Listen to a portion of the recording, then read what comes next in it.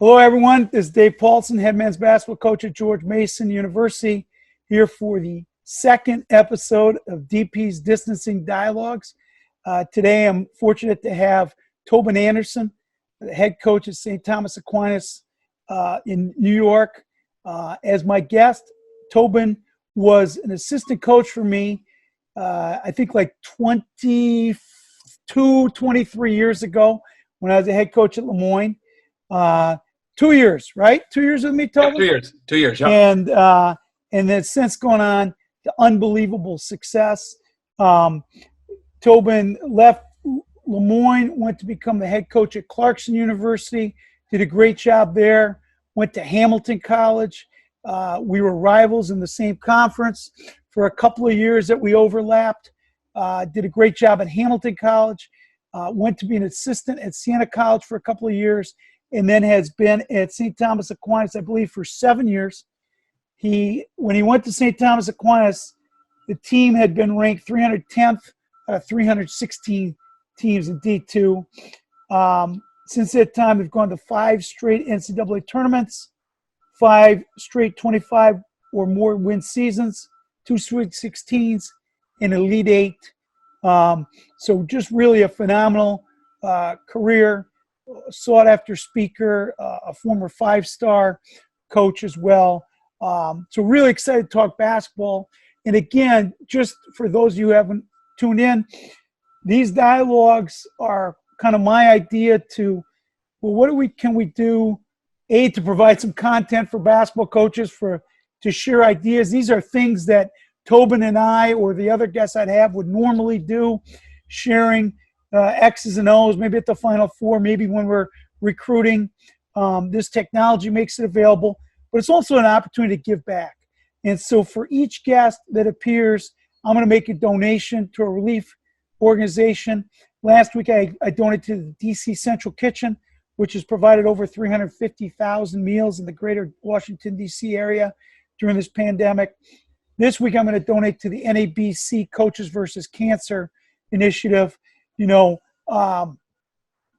Cancer hasn't stopped. The coronavirus has not stopped, and it's made it even more difficult in many cases for cancer patients to get treatment because there's so much concern about access to hospitals and personal protective equipment.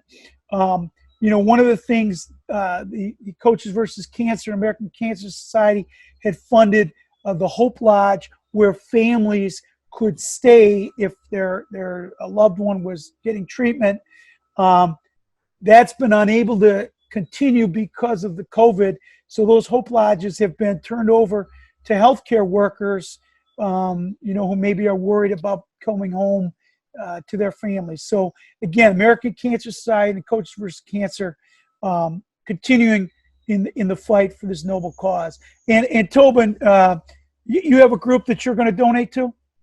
Yes, DP. First of all, it's what a great thing this is, and what you're doing here for the community and for coaches and for people out there. So it's an awesome thing. And so I'm gonna donate to the NIAC Hunger Coalition, which is similar to your charity. They serve meals in downtown Nyack to underprivileged and people who are hurt right now. I mean, there's so many people affected by this economically, health-wise, the whole thing. So our players and our staff have done a lot of work down there, donating and serving meals throughout the last 6-7 years. So it's a great charity. And so we're once this is, I'll donate down there, and couldn't find a better a way of helping out and being a service right now to the community, which everybody's struggling, and this is a great thing to do. And so, so this conversation we'd probably have without cameras. So it's great to have it now on camera, and hopefully this can help some people too. Now, the fact that there's cameras, you're going to have to behave a little bit more appropriately than might be otherwise the case. But so, Tobin, unbelievable success everywhere you've been. But I think, truthfully, another level of success at St. Thomas Aquinas. So I guess one of my first questions is, what's been different at STAC? How have you changed? How have you evolved? What has put you and your program in position to have that kind of success? That's a great question. Obviously, first of all, I've had, coach with you and having used as a boss when I was 24 years old, and that for those 2 years, and my dad was a high school coach for 30 years, so having him being around him for my whole entire life, being coached by him, and then having mentors like Max Good, who's my prep school coach, and Herb Kinney, my college coach, and then you for 2 years. Like I had great mentors. I also had all the answers when I was 24 years old. As you did. You had all the answers. So I know that was coming. So I'm like, I had all the answers. I want to be a head coach. I want to be a head coach. Then I can do this, whatever. Why?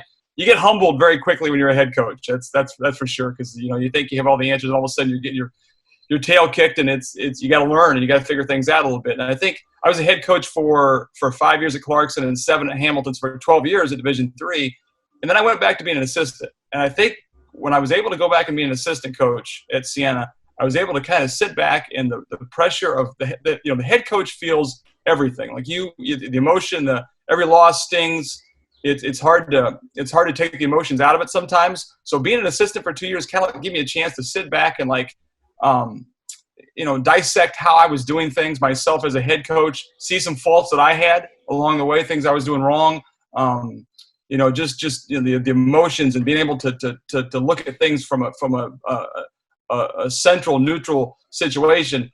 And I think I became a much better head coach when I came back to be a head coach after those 2 years. And I think I'm much more able to give my assistant coaches more responsibility, more power now. I'm not trying to do everything. I'm not just killing myself to do every single thing in the program. I'm not trying to grind the guys as much as I used to. I think more about the mental health and giving them a chance to kind of enjoy being a college basketball player. I'm like you, DP. I'm a come at you the whole time, and I'm a hard charger, hard worker. But it's good sometimes to give them room and to give your assistant coaches some responsibility. So I'm definitely a better head coach.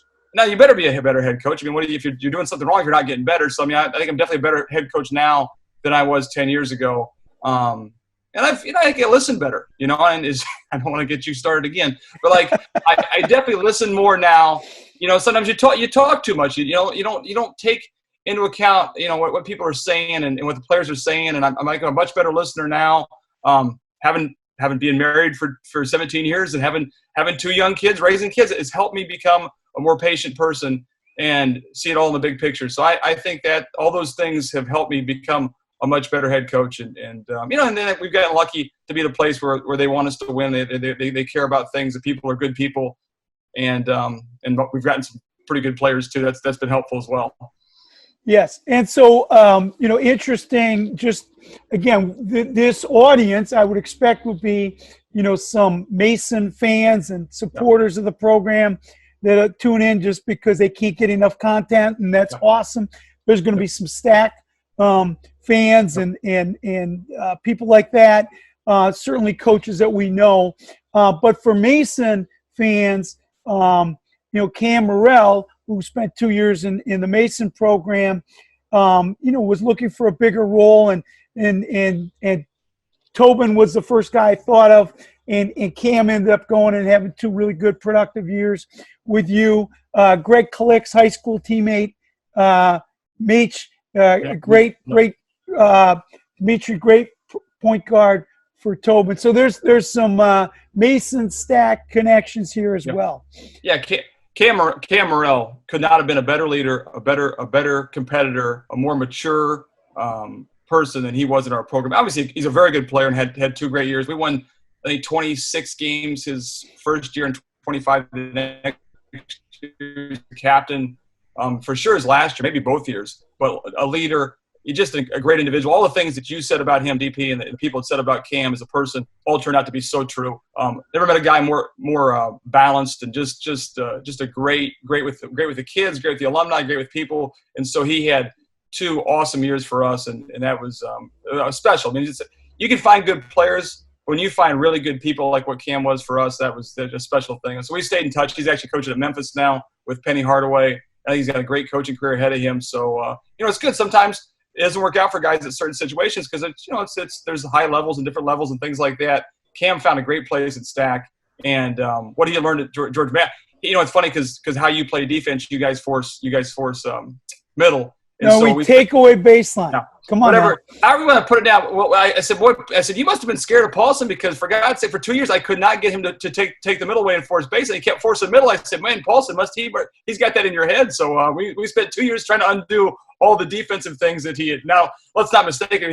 He wasn't great going either way, but he was he could make shots, and he was a great leader. And then obviously the Mount Vernon connection, Calixte, and we got the point guard, and he's been great for us too. So there's, it's funny, you run in the same circle, so we see a lot of the same recruits, and it's good to see guys that come from good programs work out both ways. Yeah, it was just fun, for me, and I think for everyone, finding the right fit, and obviously, Cam had some opportunities to transfer to Division I level, and I said that's great, but here's a guy I know, who I trust, who believes in you, and it was just great, Perfect. For both ways. Tobin, talk about what you think. You're a better listener now. The 2-year kind of mini sabbatical, if you will, as an assistant after 12 years as a head coach. Really great to recharge and get you to refocus. So you get to STAC, and you're trying to build a championship culture. What have been the things that you found have been the most important in building that kind of culture? Yeah, it's hard when you go to a place that I hadn't worked at STAC. I didn't really know STAC. I knew the athletic director pretty well. So you go to a place where you're new, and you got to get information. Like you got to learn about the school, about the players they had before, about the previous coaching staff, like why they haven't won. So it takes a lot of communication, a lot of listening to know what's going on here, what are the challenges. So I mean, I when we got the job, it's full speed ahead. We're diving into everything and trying to learn as much as you can about the past and the history. And actually, there's a great tradition. It's that Gordy Chiesa, who coached for the Utah Jazz for a long time, played and coached here. So they won a lot when they were NAIA about 25 years ago, and they had a real lack of success for about 15, 20 years. So we had to dive in and figure out what was going on, what were the challenges ahead. Was it institutional? Was it because of the school? Was it because of the scholarship situation, the facilities, that kind of thing?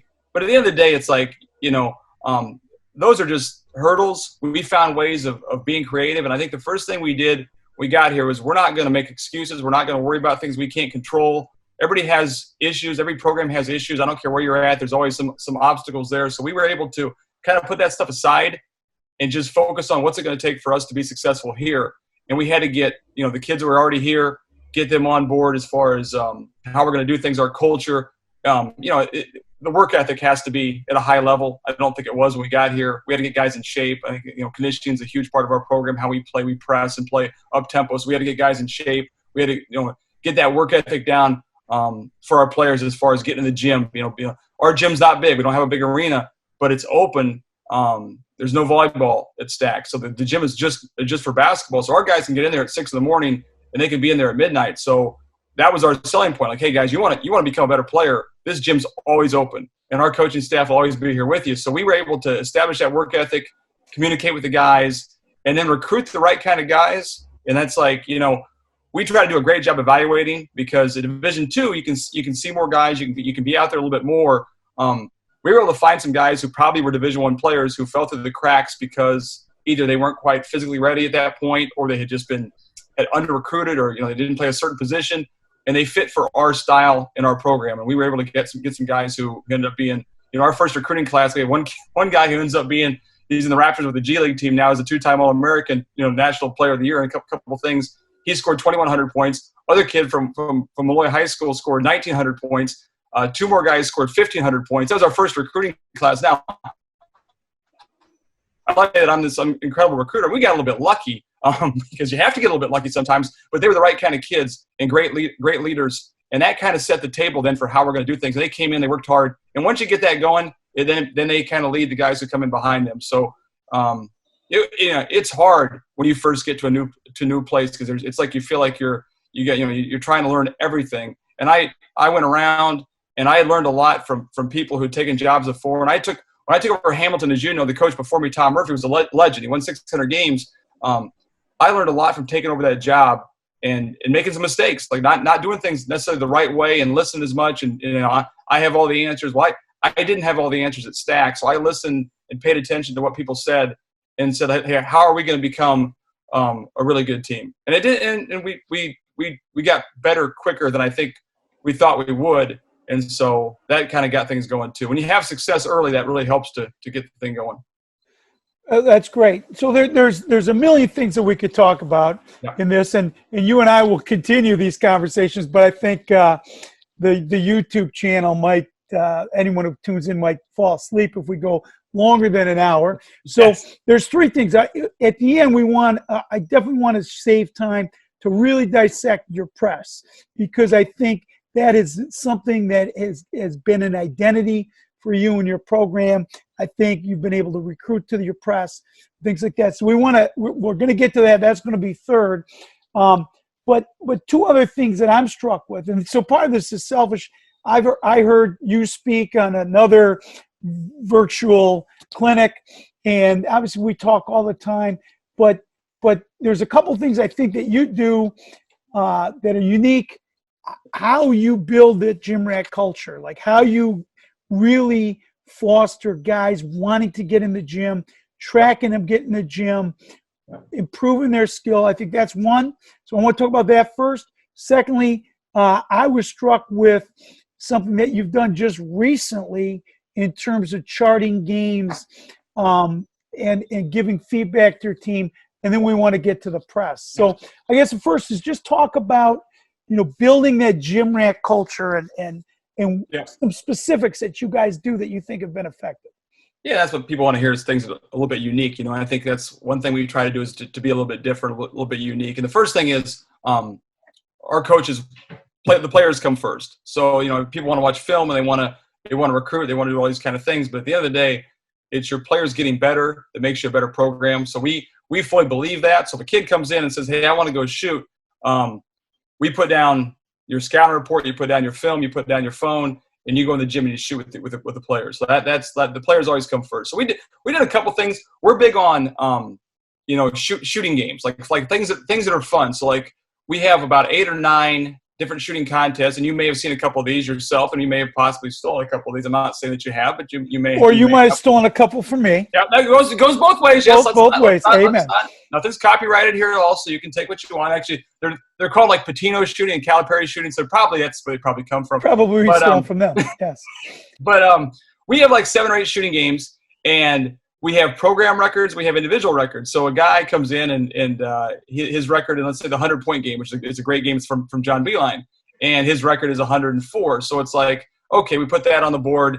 That's a great thing. Well, then it's like one guy gets 108. Well, then that's the higher score. So we're always trying to better that score. So we got one year we just got trophies. We said, let's get some little trophies. Like they cost like $5, and the person in the program who has the highest score gets that trophy in their locker. And, guys are competitive. Guys who play college basketball at George Mason or St. Thomas Aquinas or Williams or Wesleyan, they're competitive guys. So, like, they want to have those trophies. We have 8 contests, and the idea is to be the leader in those shooting contests on the team. And so you can walk in the locker room and, one guy's got 7 trophies. Well, that gets somebody else upset because they want to get those records. And so we're talking trash all the time. Like one thing, we talk a lot of trash. Our guys enjoy this. Hey, what's going on here? Lou's got all these trophies. So then guys want to beat Lou's record, so they'll come in and then at the end of practice we're like, big day today. Dave Paulsen got 120 on the 100-point game, and guys start talking trash, and guys will then stay after, and it makes it a fun thing. And what's happening is by doing that, guys are coming in and shooting all the time, and then a guy who's not coming in and shooting, we're just all over him like, hey, you can't compete with these guys. You're not as competitive as these guys, and you don't have any trophies, that kind of thing, and stuff like that. And so, we have a program record. Cam Morrell actually has a couple of these records, all-time records. So what we'll do on our Twitter or on a group text is, hey, a guy breaks a program record, we'll send it out. And we've had guys, alums, who literally will go back now 3 years later and do it on their own when they're 26 years old and try to break that record that our guys have right now because they want to have that program record. So it makes it a fun, competitive thing. We get the guys that come in the gym. We get guys talking trash. We get to be competitive. And that's a great thing. One of the other things we do is we have that. I think I talked to you about the Ironman Club. That is unique. The Ironman Club is a thing we do. And for basketball fans out there, the fall is a grueling time. It's a fun time because you're getting ready for the season, but it's also grueling because you're getting yourself in shape. You're in the weight room. You're in the track. You're doing conditioning stuff. So we have an Ironman Club where if you don't miss a workout all through September and October, you don't miss any weights, running, basketball. Any kind of basketball workout, you are part of the Ironman Club. So we got a big plaque on our locker room wall. And so we put your name on the plaque, and it goes up on the wall forever. It'll be there for the guys we had the very first year are still up there. And then we give you a T-shirt. So the T-shirts say Ironman Club on the back. Well, it's amazing what one small little T-shirt does, and it just says Ironman on it. Well, you walk around campus, it says Ironman. People think you're like some kind of superhero. So the guys like in there talking trash about that kind of stuff too. So that's another fun thing we do, just to like, hey, this is, we want to be competitive. We want to be tough. We want to be mentally bought in, and to get that, foster that environment of hard work and toughness. And, it's like, listen, we're going to be right there with you. If you want to shoot, if you want to shoot, you come find me. I'll come shoot with you. I don't care what I'm doing. I'll come shoot with you, and we'll try to break that record for the 100-point game and things like that. And it's a fun thing we do, a fun way of getting our guys in the gym. And then, I think once you get 8 or 9 guys who want to get in the gym all the time, the rest of the guys will come with you, So that's our culture. And it's been a fun thing. That's awesome. That's great. That's good stuff. And your stuff that people can build on and take and obviously shape for whatever the dynamics are of their program.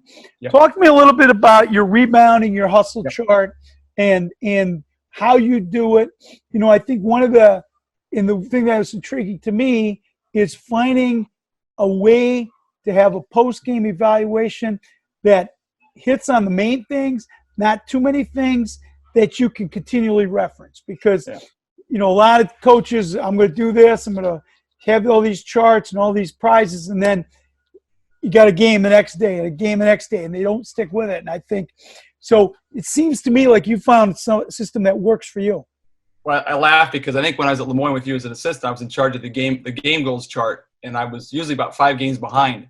Yes. And you walk in the locker room, and you walk in the locker room, and you say, Tobe, you got to update the game goals chart. So every coach has their goals, like going on game goals or ideas. And so that was one thing I was always like back and forth. How much stats? How much analytics? The world of analytics right now. How much do you do as far as that stuff goes? And so we didn't do a ton. And then I hired a guy, Rob Tosti, who played for me at Hamilton, who's now the head coach at Pomfret. Really good guy, good coach. And he had been with Kyle Smith, who's at now Washington State, was at Columbia, and they're huge into analytics. We were out of 316 Division II teams, we were like 290th in rebounding. We were still 27-5 one year. We were like bottom 20 in rebounding.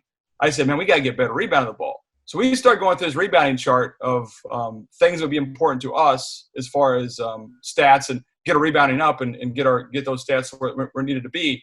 So he brought this chart to me. We messed around with it a little bit. We looked at it a little bit. We tweaked it a ton of times. I hated it at first. I'm like, this is going to be terrible.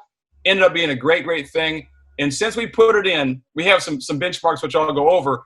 We are when we meet our benchmarks as a team, we are 71-1 meeting these 3 benchmarks. So I'm going to show you. I'm going to try to share this screen. But I was a guy who was against that stuff, and now I've become full into it here. Hold on. I'm going to pull this up. Yeah, share your screen first. I'm going to. You're getting... But while you're doing that, and you did mention how you were late on the game goals. So I just got a text, actually. Somehow they knew we were on this. The Lemoyne accounts payable office is still looking for some receipts from a couple of your recruiting trips. So that was certainly, as a 24-year-old, you had all the answers and about 25% of the required receipts. But now hopefully that bought you some time.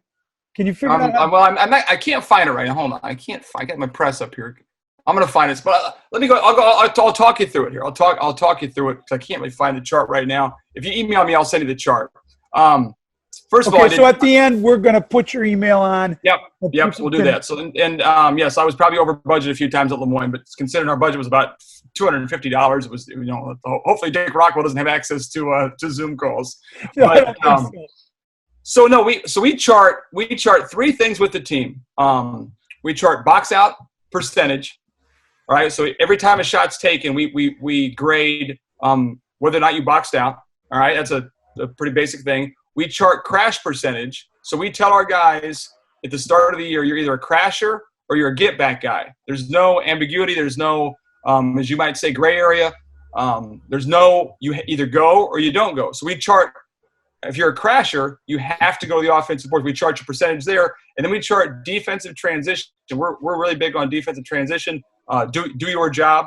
That's a phrase we use all the time. Is do Bill Belichick, do your job. So in defensive transition, when the ball crosses half court, we want our two guys who are get back guys, or if there's one guy, to be back either in the hole under the basket or at the top of the key to pick up the ball. If they're not in those spots when the ball crosses half court, they get a -1 for not doing their job in defensive transition. So the three things go ahead. So the get back guys, one guy in the hole, one guy at the top of the key. Yep. Once the ball crosses half court. Yep, that's the definite. There's no when the ball crosses half court, you got to be in those. And we actually put down X's on our practice floor. So you've got to be in those X's. Like the phrase we use all the time is get to your X's. If you're in those X's and the ball crosses half court, you've done your job. You get a +1 for defensive transition. If you're not, you get a -1.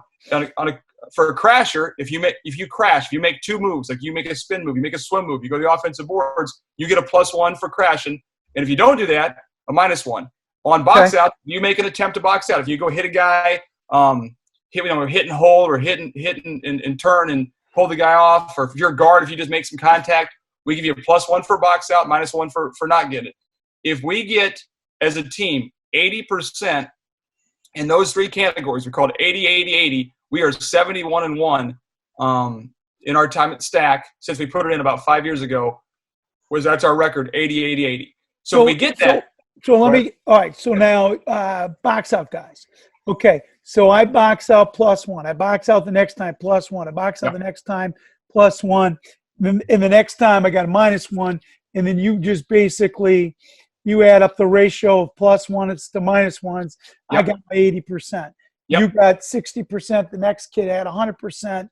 Yep. So not only do you get a team score, yep, you take all the pluses, all the minuses. Our team score was 82%. Okay, but then also each individual player had his score. Yeah. Right? Is that? Yeah. So each player has their own individual score. So per possession, we factor things in there, like we also factor back tips in the press, steals, deflections, contesting shots. There's about 10 things we chart that are on there, but the three main ones are those three things. So each player gets a grade per possession. So it's nice because a guy who plays 20 possessions has the same standards as a guy who plays 100 possessions. So sometimes the guy who plays 20 possessions will grade out higher because he's got less, he's got to be more exact, more precise. He's got to do his job in those 20 possessions. So at the end of the game, so we chart this after every game, not during the game, the next day. So before or after each game, the next day before practice, we hand them a chart. And here's your personal score, and here's our team score. All right? So we have you kind of get an idea with our program. We do some fun things. So we have the guy with the highest personal score gets a championship. It's like a wrestling belt. They get this big belt around their waist. They get to wear for the week, put it in their locker. We take a picture, put it on Twitter, and that's the champion. We play John Cena music. We play music. The guys all like that. He's the champion. He won the categories there. And then the team thing, if we get 80-80-80, we celebrate. Hey, great stuff. That's a great job. If we don't, we go upstairs, we get loose, and we run a gauntlet, which is a 17 across, take a minute break, 17 across, minute break, then a 9 and 30. So it's a deadly sprint that the team runs if we don't get 80-80-80. So, the goal is 80-80-80. If we get that, we usually win. If we don't get it, we run. There's a personal score for each guy on that chart, and we can hand that to the guys the next day. That's the analytics for us. There's a definite score here. And of course, we get some guys, challenging our grading system and things like that. But it's pretty precise. We're pretty definite about it. It takes about 2.5 hours to go through each possession as a coach to give it to them. And we do it after every game. Every game we hand to. So we play in the NCAA tournament. We play on Saturday, and then we went on Saturday, play on Sunday. We'll stay up until when we give them that chart the next day. Here's our stats. Here's what it is. And then once that's done, boom. And then we go on for them. So we also have a thing. We give them superheroes. So if a guard gets 5 defensive rebounds, he gets a little like a Superman or a Spider. He's a superhero, a Spider-Man or Batman or whatever. in a crasher, if he designates you a crasher, you have to get 8. So if you went to our locker room, in their lockers, guys will have, our best rebounders will have 10, 12 little superhero guys. It costs like $1 from the dollar store. Just a fun thing. So we promoted rebounding, and we went from being 290 to since then we've been top 20 for the last 5 years of rebounding. Now, I'm not saying it's all because of that chart, but we put an emphasis on that. We really bought into it big time. The guys enjoy it. The guys like it. They talk about it all the time, and it's worked out well for us. That's a lot of good stuff. So, a couple questions probably that people are going to have. Yep. So, does the whole staff watch the film to grade it, or do you have one guy do it, or is it the same guy all the time? Because obviously, if you have one assistant do it one time, the next guy does it, he might be a harder grader, easier grader. How do you do that? Well, the first 2 years when Rob Tosti put it in for us, he loved it. It was his baby, so he did every game. He did every game, no matter what it was. He did it, and he was pretty consistent. Since then, we've usually had 2 guys do it, and the guys can tell who grades harder than other guys do sometimes. So there's some ambiguity there as far as the different coaches go. But we try to be pretty consistent with what it is, and guys will come and ask, like, what do you think here on this? Was that a good attempt, bad attempt? And I kind of have the final grade sometimes. We're good to make sure we show them clips too. One thing we also do is after each game, we have a thing called winning plays and losing plays. And so, because if you win, there's definitely plays you made in that game that are going to hurt you down the road because you didn't do the right thing. And what happened was our 4th year, we won 21 games in a row. It was a lot of fun. And you've been there. You've had those kind of years, but it's like you start winning and things start to slip, and you start to like celebrate the wins too much and not focus on. So we wanted to have a way of saying, hey guys, we're winning, but here's things that are going to hurt us down the road. And we started this winning and losing plays thing. So then we come in, the first thing we do is hand them the chart. Here's the chart. Here's the winner, the individual winner. Here's our 80-80-80. Here's our superheroes. Now let's watch losing plays first. Here's the plays that could hurt you. We won. Then winning plays are always last. And the winning plays are usually a positive way of, hey, here's, making an extra pass, diving for a loose ball, taking a charge. We'll put some funny stuff on there too. But it's also good after a loss. And I'm sure, DP, you're the same way. Losing drives – I know losing drives you crazy, drives me crazy. But it's a way after a loss to come in and say, you know what, we lost, but here's 15, 20 plays we made that are winning plays. If we keep doing these things, we're going to eventually get to be the team we want to be and get better. And that's been able to – because after a loss, sometimes you come in and you want to watch tape and you just want to kill the guys and go for 45 minutes. It's allowed me to not focus on that so much. We're going to do winning, losing plays no matter what happens, win or lose. Here's our 15 losing plays. Here's our 15 winning plays. The guys watch it. This was good. This was bad. Now let's go upstairs and let's get better for the next day of practice. And that's helped me as opposed to are there days I come in and we watch maybe a lot of losing plays after a loss or something like that? Yeah, there definitely is. But I've been a little more consistent, I think, after wins and losses of being, here's our information, more I don't know, just more analytical, more that way towards our getting better. And I think that's a great thing to continue for all of us as coaches to stay process-driven rather than results-driven. Because, absolutely, as you said, you can win a game and there's some things that are going to bite you in the rear end later on. Yep. You can lose a game and you're like, you know what, we weren't as far away from being successful as we thought. If we keep pounding the rock, keep staying with it, we'll be good. Okay. Now, are you able to share your screen and watch some? Yes. Let's get that up here. Let's get this technology stuff done. And now let's just talk a little bit about your press, what you guys do, and how you teach it, and what do you think are the most important things. And obviously, we're not going to cover everything. No. But take it away. No, you can see it, right? It's up there. You got it? Yeah, you got to, I think, move it up, your camera. All right, hold on. All I can see is STAC pressure defense in the first bullet point. It's who we are as a program. Can you see that now? Is it going down? No, I just see. So all I can see is the title and your first bullet point. Oh, man. Right, an aggressive attacking mentality with a spelling error. So I don't know, frickin' Wesleyan education. Good Lord, Tobin. Well, Wesleyan's a solid school. It's not. It's no Williams. No, it's not, but So you still. Well, let me try this again. Let's stop the share. Let me go back to this one again. I've done about 6 of these, and I've never had any problems. But this is all right. Let's go here. Let's try this one. Share. All right. there you go. Get that better? Yep. There you All go. right, good. Perfect. There we go. All right. So like you talked about DP, and we talk a lot about the press, and pressing is interesting because I talked to a lot of guys about pressing. And I think people make up their minds early on if they do or don't want to press, and some people are like, I don't want to do it. I don't want to give up that control, or I don't want to give up layups, or I don't want to give up let the floor go a little bit too much open. So we have to believe in it. You got to be convicted. That's one thing. As you've been coaching, as you coach longer, it's like if we've been believing what we're doing, we're not going to change. We're going to make it better. So the press is a big part of our program. We're attacking, aggressive. We have a small gym.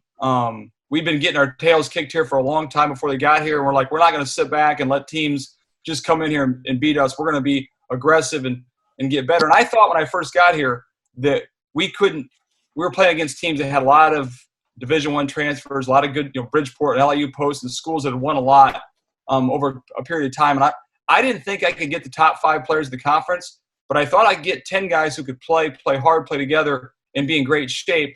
And let's try to do that. And so we got that going. And then once we got that going and we started getting better players, then the press really got good because now we had not only, the 1 through 10, but our top 2 or 3 guys were 2 or 3 of the best players in the conference. So we got better. But I thought it was a way for us to be different, to be unique, to play more guys. I think teams sometimes get to be a little bit fairly cookie cutter, the same kind of stuff. And like, we're trying to be a little bit different and unique that way. We press on every made shot. So, and our press is the same press. It's a matchup press. We match up man to man. We trap out of it, but we don't change it. There's no 2-2-1. There's no 1-2-2. And those things are very effective. Some teams do them. They're very good at what they do. We just believe in our press and how we press. And so we tweak it, but it's the same kind of thing all the time. So we press on every made shot, every dead ball, any inbounds in the backcourt. We don't press on misses. We're very big on defensive transition. And we play a little bit of secondary defense, sometimes triangle and 2, 1-3 to chaser. And that's when we're doing that, we don't press. And if we're in bad foul trouble, we don't press as well. I mean, part of the deal is when you're bad, you don't get any calls, and all of a sudden you get good, you get all the calls. So we foul a lot, and now that we're good, they don't call as many fouls. So that part is good. But if we get in bad foul trouble, we will definitely back it off a little bit too. But otherwise, we're pressing 95% of the time.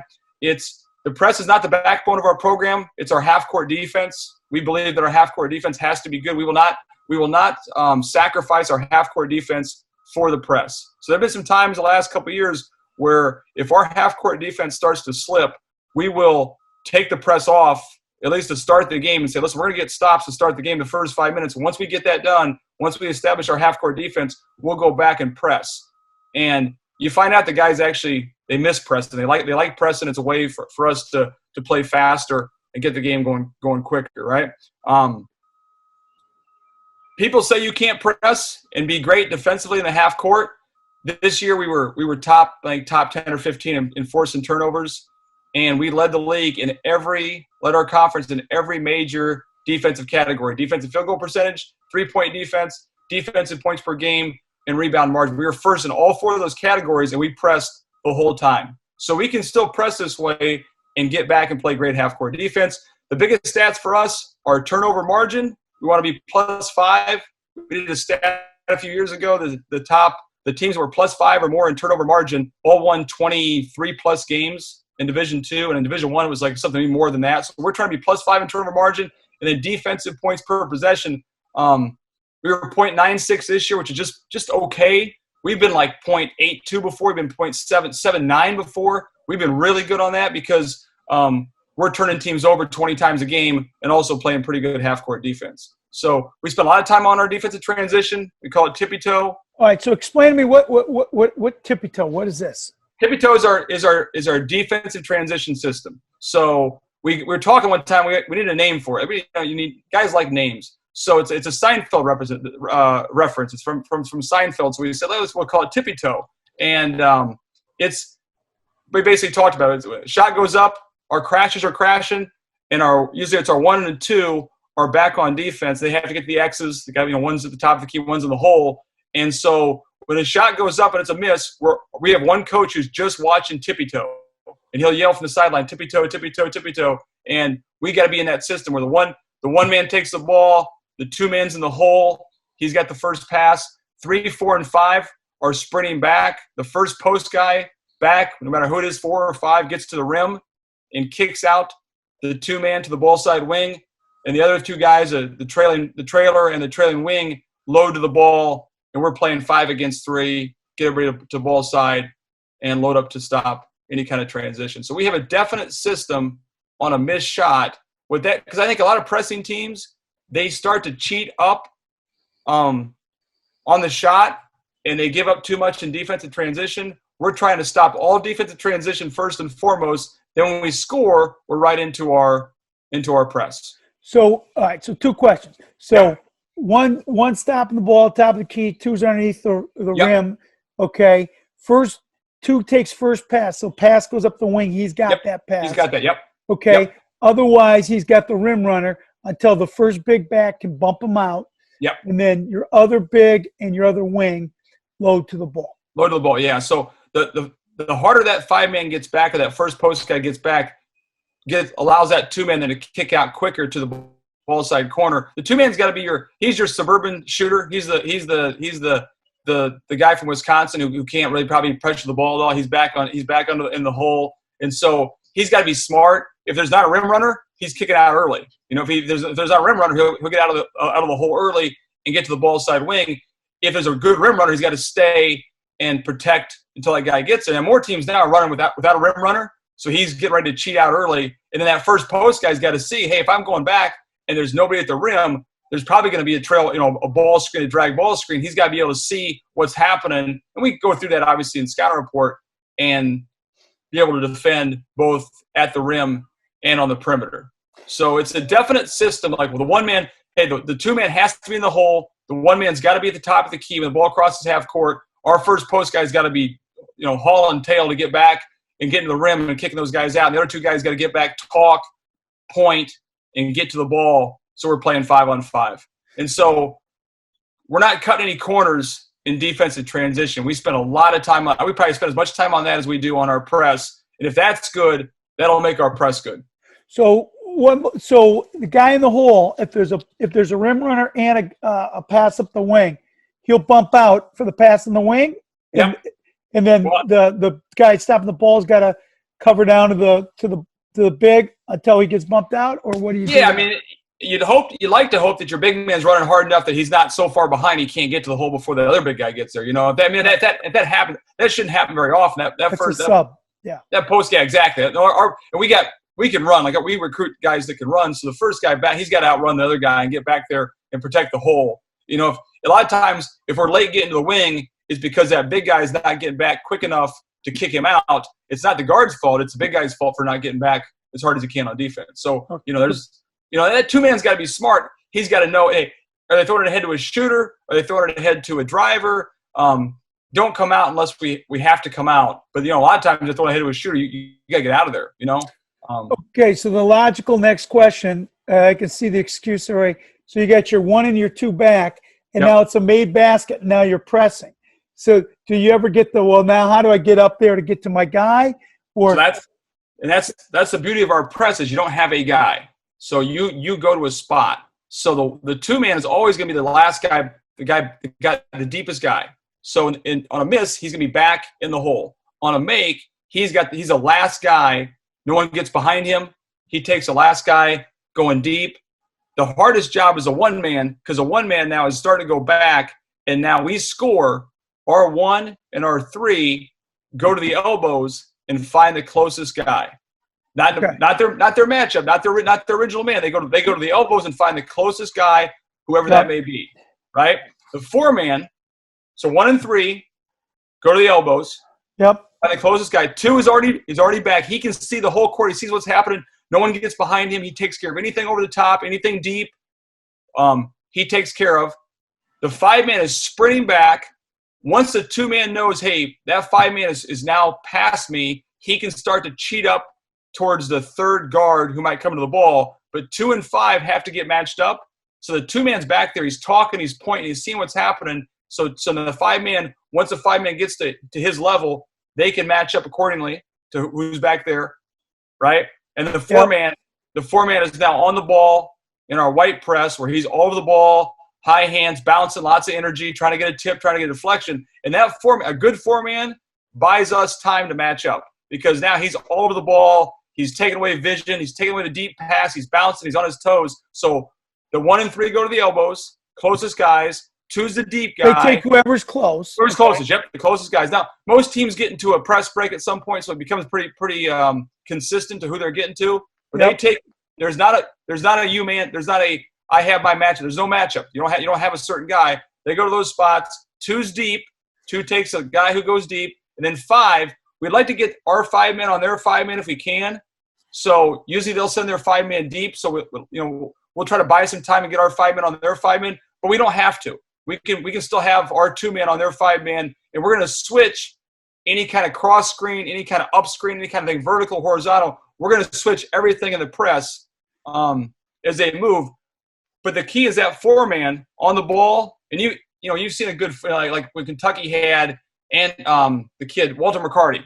They had Walter McCarty, or they had Antoine Walker, or we're dating ourselves here, Tobin. Yes, let's say Iowa, when Dr. Tom Davis had guys at Iowa who they press with. If you got a guy on the ball who's just an athletic, bouncing, energetic guy, that's going to save you time getting matched up because he'll get a deflection, he'll get a tip, he'll force a bounce pass, he'll force a lob pass, and now those guys have more time to match up.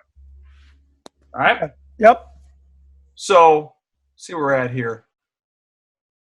I'll get back to the mechanics of the press in a second, but let's go back to here. Just our goals, mentality of the press, +5 turnover differential, make conditioning a factor. We want to be in incredible shape. We are relentless with our conditioning program. Make our depth a factor. Easy baskets.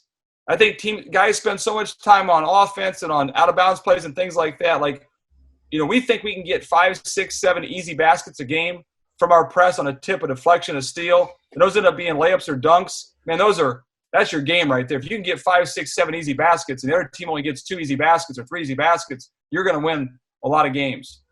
We can kind of take shooting out of the equation when we recruit. We'll take guys who really are not great shooters, but they're great in the press, and then we'll work with them hard on their shooting. But there's a role for a guy who's not a great shooter because of how we play. Most teams, they play half-court offense, half-court defense. That guy can't shoot. It's like he's a problem. We've had guys here who couldn't shoot, but were great for us because they could really press. We never talk about making shots. That drives me crazy when coaches say, well, we just didn't make shots or whatever. We can win this way on a night we can't make a shot. There have been nights we couldn't make a 3, couldn't make a jumper, but we got 20 turnovers and got a bunch of easy baskets, layups, steals, back tips, and we won because of that. It's fun for recruiting, fun to play, fun to coach. I enjoy going to practice. And the funny thing is, DP, when you were coaching at St. Lawrence, your teams back then were pressing teams. I loved watching those. I loved to go watch you guys play, and you guys were tremendous. But it's fun. It's fun. It's a fun way of watching teams play. We beat bad teams because there's more possessions. We don't get upset very much at all, if at all, the last 5, 6 years, because we're always making the game fast and speeding things up. And then we're always ready to go. We've been very good on the road. There's never a time when you can say, well, we're tired, we had class today, or we've been sitting around the hotel all day, it's been a long day, it's a 7 o'clock tip. Well, so we're pressing. We're ready to go. From we get off the bus and we're ready, from the first tip, there's not a, hey, we're not excited. If you're not ready to go, we're going to sub you out and somebody else is going to come in. We're going to keep playing the same way. It allows your young players, I think, to develop throughout the season. Especially if you're playing 10 guys. So our 8, 9, and 10 will get valuable minutes early on. And even sometimes 11, 12 will get some minutes early on. So if you need those guys come February, they're ready because they were playing right from the get-go. When I'm recruiting a kid, I was telling a kid last night about it.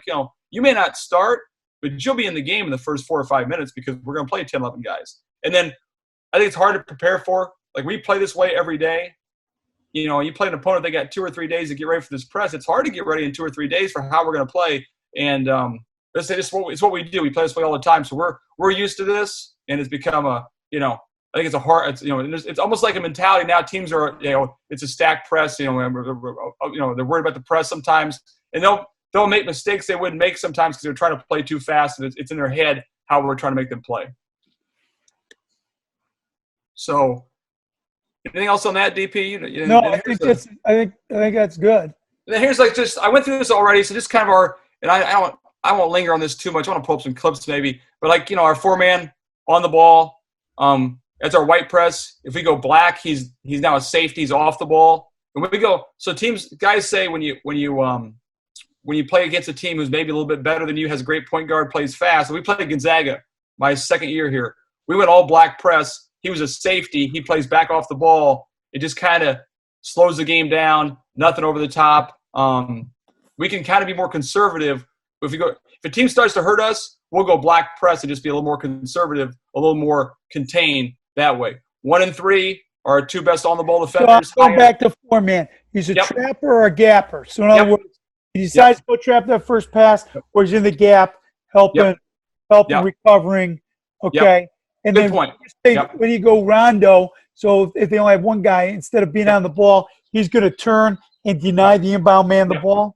Yep. That's your rondo term. I like that. Teams will have good point guards. And the best way to beat the press, and people know this, I tell them all the time, is if you have a great point guard who can handle the ball, get open by himself. So what we'll do if they put one guy up, we'll just take that 4-man, have him go double team the ball, and now they got to bring – the more guys they bring in the backcourt, the better it is for us because that limits their spacing. So we'll go rondo, and then the 4-man just – hey, if it's a dead corner, if you're guarding an inbounder who's a non-handler, a 4-man who can't handle, we'll trap a lot. We'll trap the great point guard just to get the ball out of his hands sometimes. So we spend a lot of time with that 4-man, educating him on, hey, this is a good time to go, not a good time to go. We talked to him a lot about that. He's got to be smart about, and if he becomes predictable, it becomes a problem where he's going all the time on the first pass. So it's if you're not trapping, you're gapping, and just contain, stay in front, and let's make those guys in the ball have to go hard against our best defenders who are 1 and 3-men. So that 4-man is huge for us, and he's got to be a high-energy, active guy. We need a couple good guys at that spot. And then 1 and 3, two best on-the-ball defenders, high energy. They go to the elbows, they match up. We don't deny, so they're in open stance the whole time. So we're not denying. We're playing like a defensive back. We're beside the guy, forcing a tough catch, make it tough. Into the guy, but not we're not trying to lose sight of the ball. We're trying to see the ball the whole time. We'll definitely steal the lazy pass, the bounce pass, the lob pass, the deflected pass. But we're not trying to get beat over the top. So those guys got to be high energy guys. And when the ball goes in, we just tell them we don't want the first guy who catches the first pass to pass it. We want him to dribble. Make the guy, if you're on the ball and we don't trap, make that guy dribble. Tremendous ball pressure. And if you get beat, we're fine getting beat.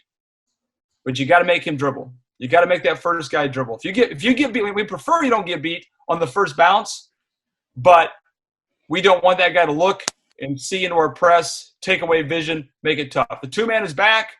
We talked about he's a safety. No one gets past him. He would come if they bring 3 guys to the ball. He would come up and get matched up with the 3rd guy. But he's got to protect anything deep. So he's got to be a great communicator. Actually, you can hide a guy who's maybe not a great defender. You can hide a 2-man who's back, who can kind of see what's going on, is smart, great talker. Nobody gets behind him. And the 5-man, he's getting back as hard as he can, and he'll take, hopefully, their 5-man as they start to go into their press break. So those are our spots we're going to on a made shot at all times. Any questions on that, DP? No, I think that's good. Okay, good. So I'm going to try to see if I can share some clips here.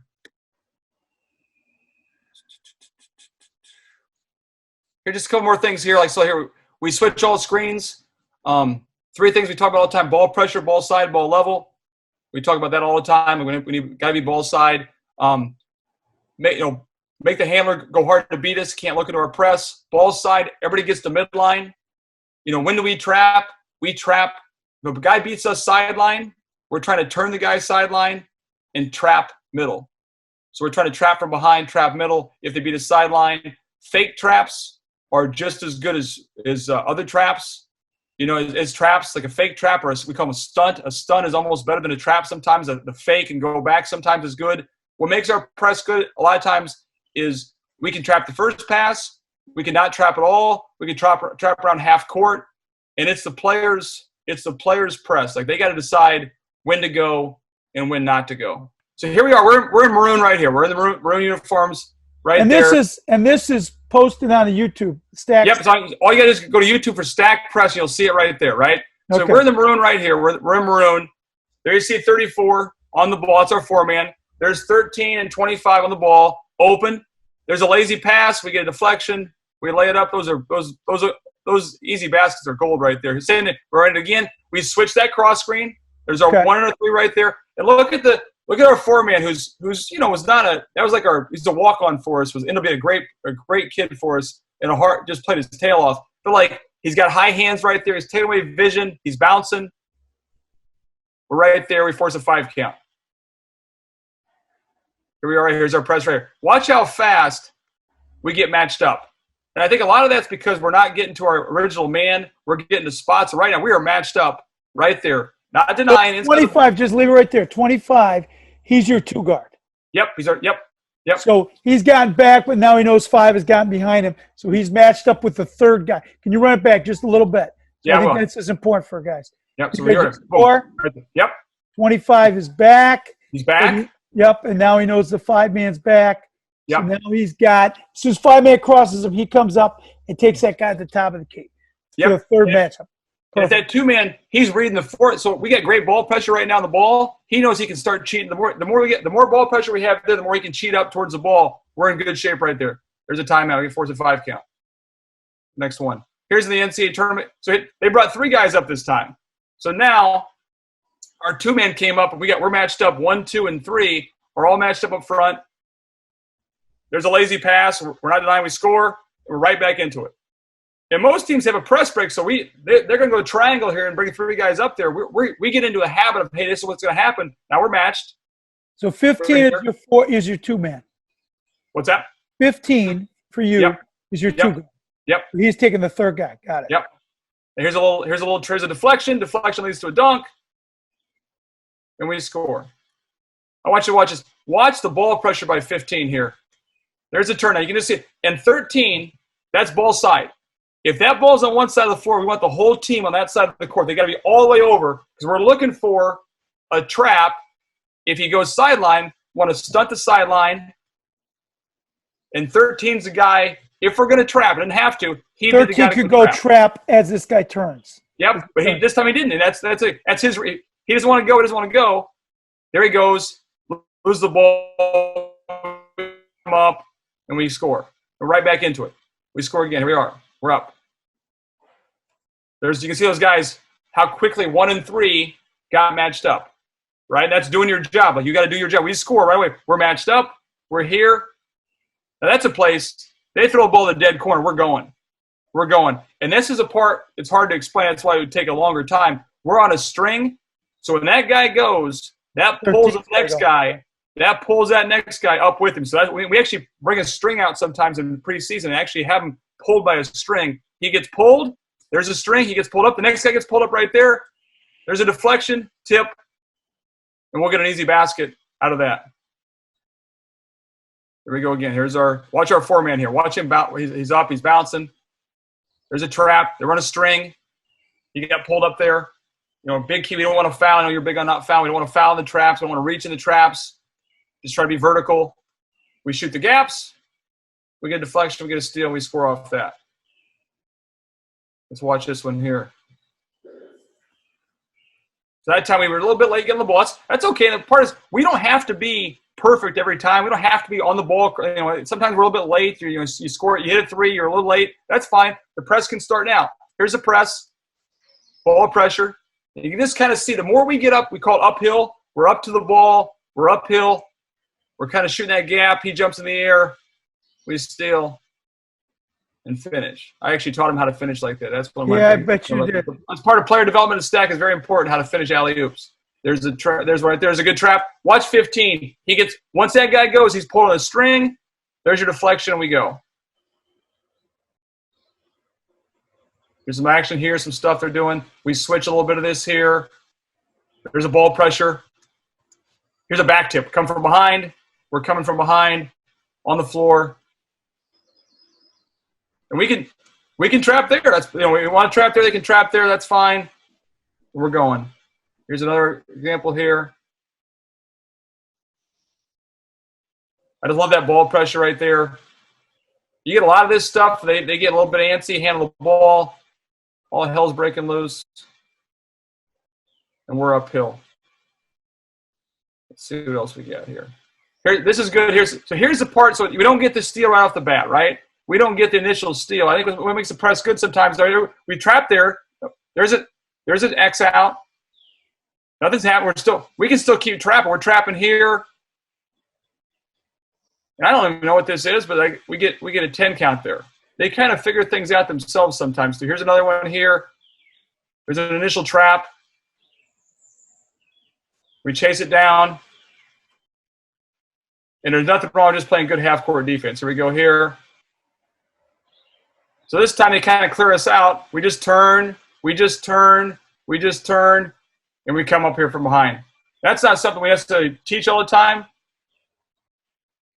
I love that. It's a great example, DP. That you see that fake trap. I want to show it again. So back. Yep. Yeah, because this is what makes the press good is not the traps. It's all the faking and stunting and hold on that you do. There you go. All right, let's go here. So here we go. There's a steal. So here it is. Right. Watch 24. Watch him fake. So we're here. Yep. We didn't trap. We're just gapping right now. We're ball side. Great ball pressure. Watch it. That stunt, that fake, makes that guy think, hey, am I coming? He's not coming. It slows him down a little bit. We fake. We go back. Here's the turn. And now we come from behind and trap on the turn, and we get pulled up. We don't get anything here. But this is a Sweet 16 game against a pretty good St. Rose team. And Nick, that wears on you for 40 minutes. Here's a trap right off the bat there. We might have fouled there. I won't call that one. There's a trap at half court. We don't get anything there. And we're back.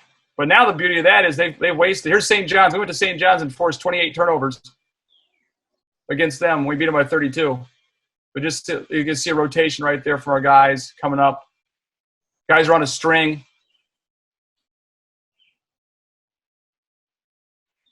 Watch this. You can just look at our guys. And that's a great example of how we're all over to the ball. We got 10 eyes on the ball right now. We don't care. They want to skip the ball. They want to throw the ball to the other side of the floor. We'll live with that. But everybody's over towards the ball. We're loaded to the ball. And now he gets antsy, jumps in the air, and we get that.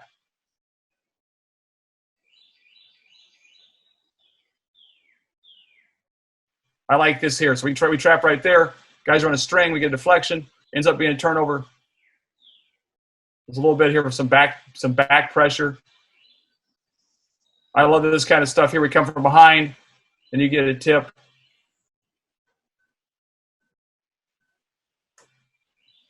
Watch how hard 34 plays. Coming from behind, loose ball. We're going that way. This is when you get on a run too. It's a fun way. When we get on a run, we want to be a little more aggressive. So we're kind of like, we're not necessarily in white right there. We're kind of in a black, or he's kind of like token. That's okay. We're a little late. That's all right. He goes behind his back. We get a back tip from behind. And once again, that's the way we taught him how to finish those lobs. Here's a good trap, back, come from behind. He travels. Let's go one more clip here. Same thing. Here we are, the back from behind, the back pressure. Steals. Let's go one more.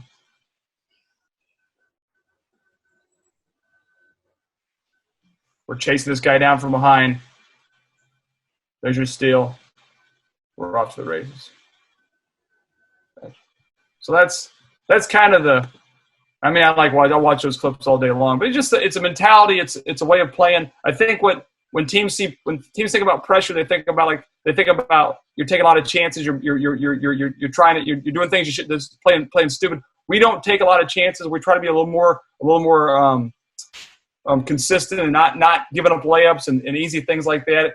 I think one thing that'll hurt you is if you give up a lot of open threes. That's one thing we try to avoid is the threes can hurt you. But my thing's always been, all right, if they throw the ball ahead and a guy shoots his first three and he makes his first three, that can help us because now all of a sudden he's going to shoot the next one. And now the coach starts getting a little bit like, I wish we keep on shooting those things. If he misses that first three, now it's like, well, he won't shoot the next one. We can be more aggressive. And it's like it's a mentality, it's a mindset. But like I said, like teams don't play a lot of guys, teams don't play this way. We believe in it, so we don't change things. We just keep on coming that way. That's great. Tobin, this has been awesome. Talking about your philosophy, your rise, a little bit of the press. Can you give your email address? Yep. It's T Anderso, ANDERSO at STAC, STAC.edu. And okay. that's me, and I'll get back to you right away and send that stuff. So Tobin's got handouts and Yep. stuff. And again, you can access some of the pressing stuff on their YouTube channel. Yep. Again, thanks for sharing some of your insight. It's been so much fun for me in the last 22 years to kind of watch your career path progress, doing an unbelievable job at STAC. I know things for people to take advantage of. And again, the whole purpose of this is if people watch this and they found one thing of value, think about giving back to a relief agency in your hometown or nationally, and let's all stick together and we'll get through this. So thanks so much, Tobin, and best of luck.